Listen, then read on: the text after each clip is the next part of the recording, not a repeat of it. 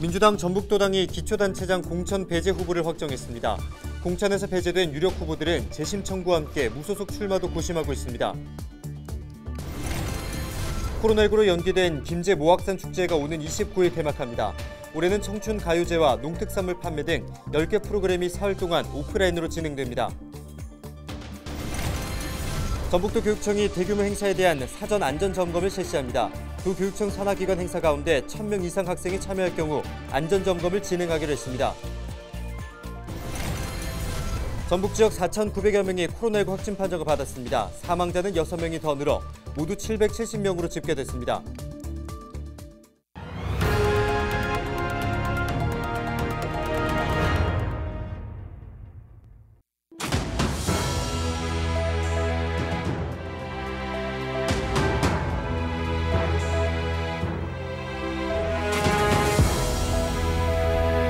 여러분 안녕하십니까? 헬로TV 전북뉴스입니다. 더불어민주당 전북도당이 6일 지방선거를 앞두고 기초단체장 후보자 검증 결과를 내놨습니다. 유진섭 정읍시장과 최영일 전북도 의원 등 주요 후보들이 공천에서 배제됐는데 중도 탈락한 후보들은 재심 청구와 함께 무소속 출마도 고심하고 있습니다. 김남호 기자가 보도합니다. 더불어민주당 전북도당이 6일 지방선거에 나설 기초단체장 후보를 35명으로 추렸습니다. 공직선거 후보자 추천관리위원회 심사 결과 유력 후보들이 대거 쓴잔을 마셨습니다. 정읍시장 후보 경선에 나섰던 유진섭 현 정읍시장과 김민영 전 산림조합장이 공천에서 배제된 데 이어 남원시장 경선에 나섰던 윤승호 전 남원시장과 순창군수 경선에 나섰던 최영일 전북도의원도 탈락했습니다.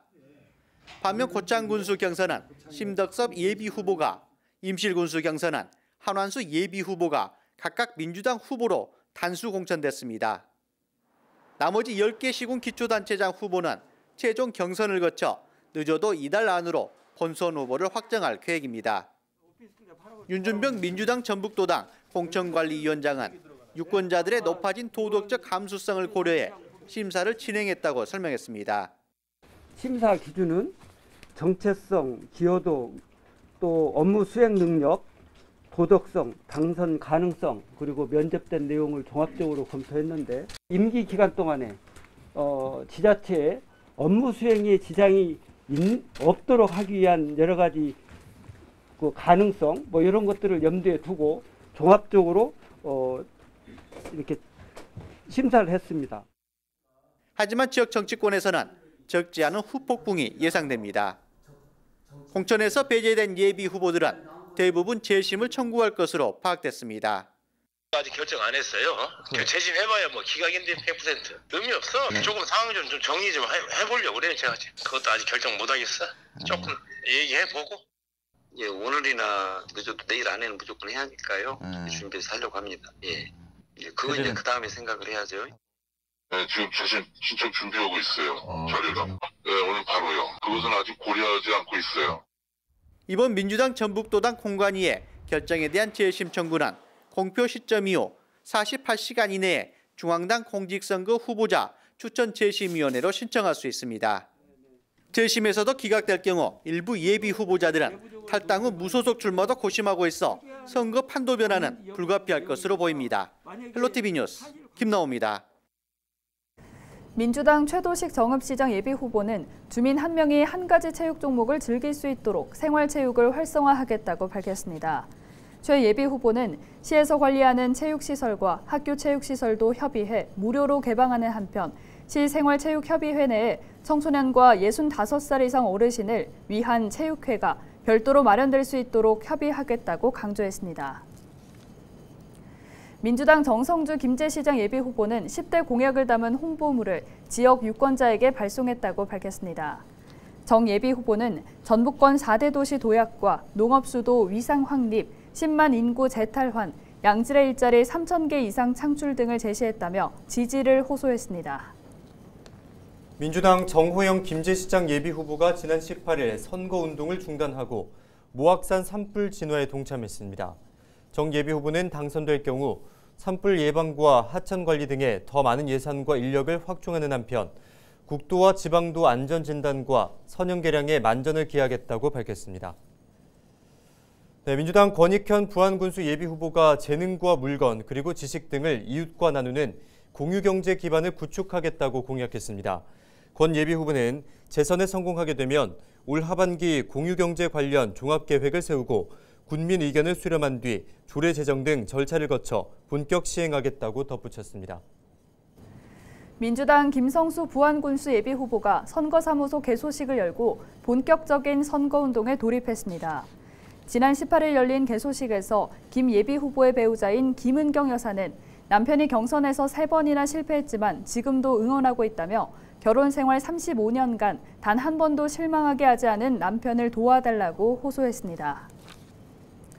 전북도 의원 선거에 나선 김철수 예비후보가 허위사실 적시와 명예훼손 혐의로 신문사와 기자를 형사 고소했습니다.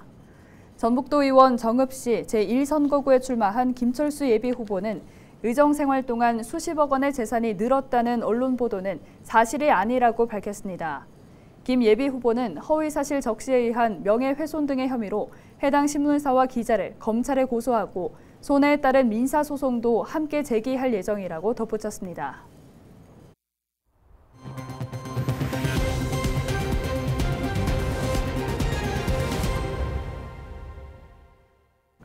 전북 지역에서 지난 18일 4,972명이 코로나19 확진 판정을 받았습니다. 지역별로는 전주 2,106명, 정읍 303명, 김제 203명, 남원 189명 등입니다. 사망자는 6명 더 늘어 모두 770명으로 집계됐습니다.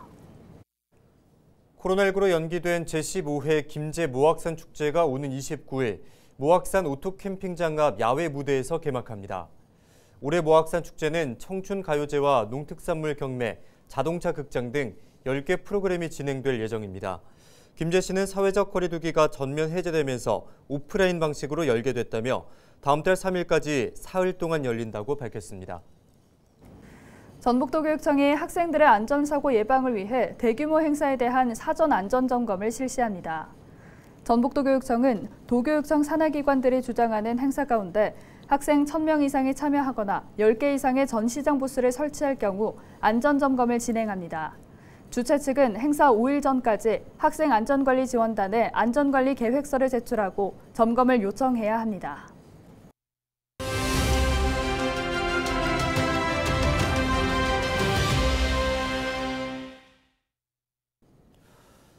(62년) 전 오늘은 전국 곳곳의 거리마다 시민과 학생들의 함성이 울려 퍼졌습니다.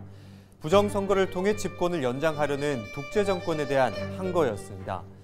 이승만 정권의 무력 진압에 무고한 희생자가 발생하면서 이 분노는 들불처럼 거세졌죠. 결국에 이 거센 항쟁 4.19 혁명은 이승만 대통령의 하야를 이끌어냈습니다. 민주시민의 승리였던 것인데요. 독재는 종말을 고했지만 민주주의를 발전시켜 나가야 하는 것은 여전히 우리들의 몫으로 남아 있습니다. 오는 6월 풀뿌리 민주주의로 일컬어지는 지방자치의 꽃, 지방선거가 치러집니다. 우리 지역과 우리의 삶을 더 낫게 만들어줄 일꾼을 우리의 손으로 뽑는 매우 중요한 날입니다. 이 무관심은 권리 포기일 뿐만 아니라 책임 방기일 수도 있습니다. 다가오는 6월 1일 소중한 한 표, 저부터 꼭 행사하겠습니다. 지금까지 데일리 브리핑이었습니다. 신재생 에너지 사업의 일환으로 전국 곳곳에서 풍력발전소 건립이 추진되고 있지만 사업 대상 지역에서는 적지 않은 진통이 이어지고 있습니다. 허가를 2번 받아야 하는 데다 주민과의 갈등이 커지면서 진행이 더딘 상태입니다. 보도에 서경 기자입니다.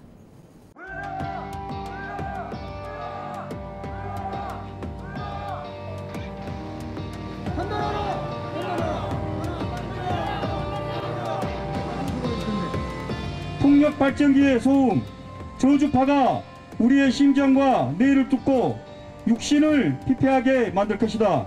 실질적 이해 당사자인 어민은 완전 배제하고 사업자 대상 해역과 수십 킬로 떨어진 지역의 주민 대표로 할 수 있는 사람들을 구성됐다. 주민과 농어민들은 사업에 대한 강한 불신을 드러냅니다. 동의 과정이 부족하고 민가와의 거리가 너무 가깝다는 겁니다. 신재생 에너지 사업의 필요성은 공감하지만 이격거리는 양보할 수 없다는 입장입니다. 사업 대상지와 민가와의 거리는 지자체 조례에 따라 결정되고 있는데 최소 800m에서 최대 2km로 제각각인 실정입니다. 풍력발전 사업자들도 고충을 호소합니다. 허가를 2번 받아야 하기 때문입니다.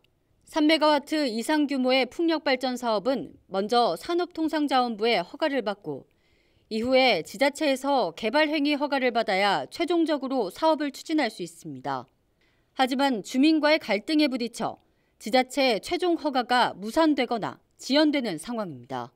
실제로 전남 22개 시군 가운데 풍력발전 사업이 추진되는 지역은 모두 15곳. 영광과 신안을 비롯해 97개 업체에 1차 허가가 났지만 풍력발전기 설치를 끝낸 곳은 18곳에 불과합니다. 전체 17.5% 수준입니다. 전문가들은 신재생 에너지 사업이 주민에게 도움이 될 방안을 고민해야 한다고 말합니다. 너무 초기에 나쁜 이미지로 안 좋게 들어온 거예요.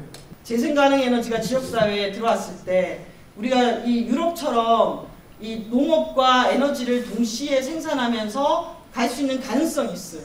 물론 첫 단추는 잘못 깨졌지만 그러면 이 가능성을 어떻게 만들어 갈 것인가에 대해서는 상호의 노력이 필요하다.